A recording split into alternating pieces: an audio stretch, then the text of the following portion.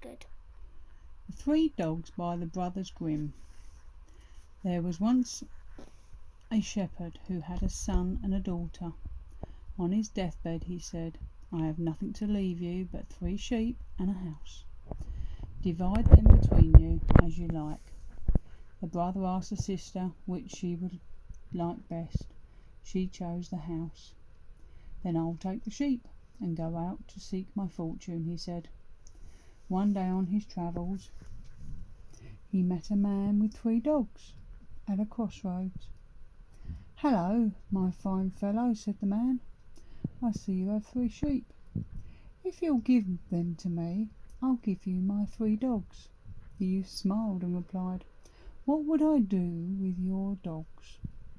"My dogs are not like other dogs," said the stranger. "The smallest one is called Salt, and he will bring you food whenever you wish. The second is called Pepper, and he will tear anything you wish who tries to hurt you to pieces. The biggest is called Mustard, and he is powerful. He is so powerful that he can break iron with his teeth." The shepherd happily gave the stranger his sheep. Every day Salt brought him a fine meal, and he went along merrily. One day he met a carriage, all draped in black. Inside sat a beautiful girl, crying. The coachman told him that a dragon lived nearby, and that every year it ate a maiden. This year its choice had fallen on the king's daughter. The shepherd felt sad and decided to follow the carriage. After a while it stopped, and the girl got out. When she had walked halfway up the hill, a terrible looking monster, with a body of a snake and huge wings and claws, came towards her. The shepherd called, "Pepper, come to the rescue," and the second dog set upon the dragon, and after a fierce struggle bit it so sharply in the neck that the monster breathed its last breath.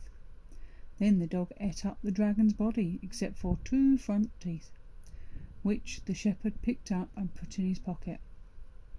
The princess begged the shepherd to return with her to her father, who would reward him richly, but the youth said that he wanted to see something of the world, and that he would return again in 3 years' time. So, bidding each farewell, she and the shepherd separated.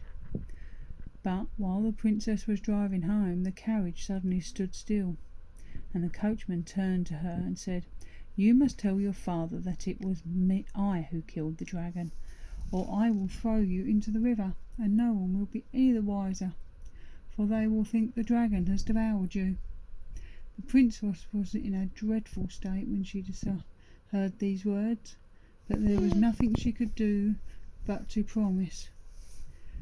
They returned to the capital, and everyone was delighted when they saw the princess. The king hugged his daughter with tears of joy, turned to the coachman. "You have saved the life of my precious child. You shall be rewarded. Take her for your wife, but as she is so young, do not let the wedding happen for another year." The poor princess wept bitterly, but she could not break her promise. When the year was over, she begged hard for another. When this year passed also, she begged so hard for one more, that king's heart melted, and he agreed, much to the princess's joy, for she knew her real rescuer would appear at the end of the 3rd year. And so the year passed away, and the wedding day was fixed, and all the people were prepared to make merry and feast. On the wedding day the shepherd returned with his 3 black dogs. He asked what was the meaning of all the feasting and celebration. They told him that the king's daughter was going to marry to the man who had killed the dragon. The shepherd at once announced that the coachman was a liar, that no one would listen to him.